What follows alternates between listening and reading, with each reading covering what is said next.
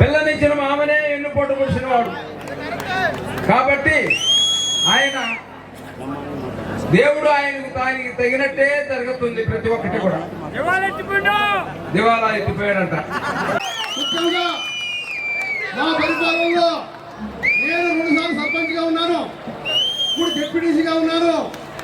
ఈ పంచాయతీలో ఎవరి పట్ల కూడా నేను వివక్ష కానీ కక్ష కానీ నేను చూపించలేదు. అందరూ కూడా ఎవరి పనులు వాళ్ళు స్వేచ్ఛగా చేసుకున్నారు. ఇప్పుడు మా గవర్నమెంట్ 5 సంవత్సరాలు అయింది.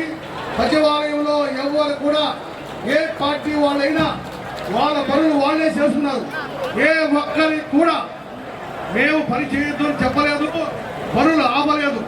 టెక్నికల్గా కొంతమందికి ఆధార్ కార్డు రేషన్ కార్డు లేకపోతే కొన్ని పనులు ఆగిపోయి ఉండొచ్చు, అంతేగాని మేము ఎవరి నోరు కుట్టలేదు.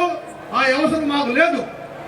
గవర్నమెంట్ తరపు నుంచి డబ్బే కాకుండా మా సొంత డబ్బు కూడా ఖర్చు పెట్టి గ్రామాన్ని పంచాయతీని